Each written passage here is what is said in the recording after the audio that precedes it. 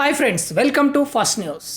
సామాన్యులతో నుంచి సెలబ్రిటీల వరకు ప్రతి ఒక్కరూ గత సంవత్సరానికి వీడుకోలు పలికి కొత్త ఏడాదిని ఆనందంగా ఆహ్వానించారు. పాత జ్ఞాపకాలను గుండెల్లో దాచుకొని కొత్త సంవత్సరాన్ని తెచ్చి అనుభూతుల కోసం ఎదురు చూస్తున్నారు.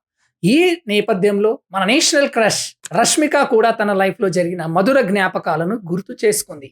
ఇటీవల ఓ ఇంటర్వ్యూలో పాల్గొన్న రష్మిక, మీ జీవితంలో మర్చిపోలేని జ్ఞాపకం ఏది అని అడిగిన ప్రశ్నకు దీనికి రష్మిక ఏం జవాబులు ఇచ్చిందో తెలుసా?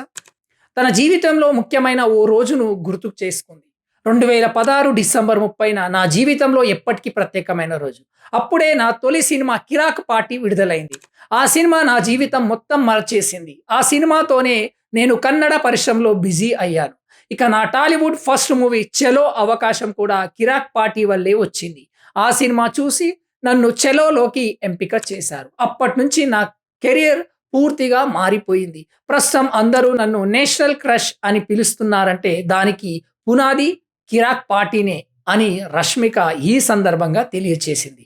ఇక గత నెలలో రిలీజ్ అయిన పుష్ప 2తో మరో పాన్ ఇండియా సక్సెస్ను సొంతం చేసుకుంది రష్మిక.